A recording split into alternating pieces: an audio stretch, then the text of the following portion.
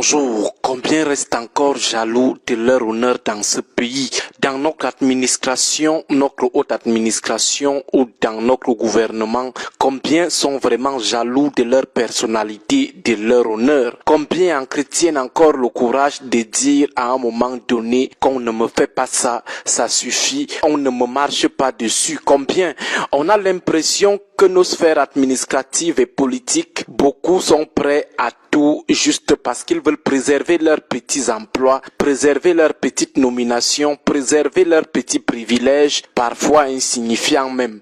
On a beaucoup plus à faire aux poltrons opportunistes prêts à se mettre à plat ventre, prêts à marcher à genoux pour sauver leur ventre, leur petit poste. Vous voyez des messieurs bien baraqués ici dehors, bien immenses, qui transpirent la haute masculinité. Vous les voyez imposants dans de jolis costumes, respectés dans leur famille, bien logés, mais derrière, vous découvrez qu'ils sont plus que des femmes quelque part. On les gronde comme des nourrissons, on les commissionne comme des petits enfants de course, ils sont traités comme des vulgaires individus quelque part, et ils acceptent cela parce qu'ils ne veulent pas perdre leur poste ou leur privilège, ou alors parce qu'ils veulent une promotion.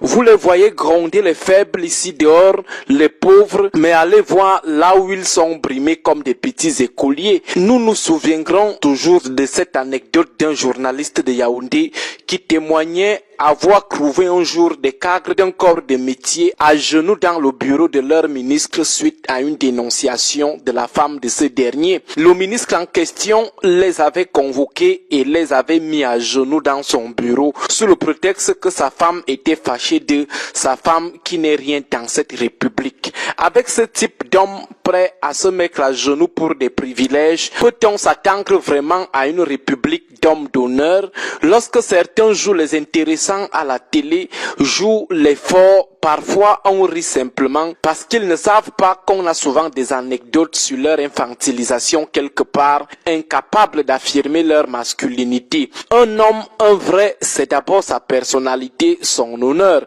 Lorsque vous la perdez ou la sacrifiez sur l'autel de la compromission, vous devenez un simple émasculé social, un castré social. Il n'y a rien qui soit au-dessus de l'honneur ou de la personnalité d'un individu, même pas l'argent. Entre les hommes, disons, entre les êtres humains, c'est le respect et non la soumission. Avec la hiérarchie, c'est le respect et non la soumission. Vous devez respecter la hiérarchie, mais au grand jamais, vous ne devez vous soumettre. La soumission vous met en posture d'esclave, en situation d'hypothèque de ce qui vous reste de personnalité. Même les histoires où on raconte que la femme doit être soumise, non, la femme doit plutôt respecter, c'est tout. Mais revenons au champ administratif et politique. Vous voyez quelqu'un qui a bien fait ses études se mettre complètement à plat ventre devant un individu qui tient un discours qui n'a aucun sens. Il a peur de lui dire la vérité. Il a peur de le corriger juste parce qu'il veut préserver ses privilèges. Il est même dans son domaine, mais préfère laisser passer des incongruités parce qu'il veut continuer à sécuriser son ventre et quelques biens éphémères, parfois des biens qu'il devrait mériter sans effort, sans acrobatie, sans courbette, sans se coucher, se plier à quatre pattes. Dans une salle, quelqu'un tient un discours sans tête ni queue, mais vous voyez des gens qui sont bien bardés de diplômes applaudir car, disent-ils, ils n'ont pas de choix, ils jouent les courtisans, ils sont complètement assis à même le sol comme des bons griots. On te dit même que ce sont des gens qui ont fait des longues études ici, tu as envie de mettre ta main au feu. Voilà la triste réalité du Cameroun. Voilà pourquoi certains coupent souvent court en disant qu'ils ont faim. Mais est-ce que la famine recommande alors automatiquement l'hypothèque de ce qui nous reste comme orgueil?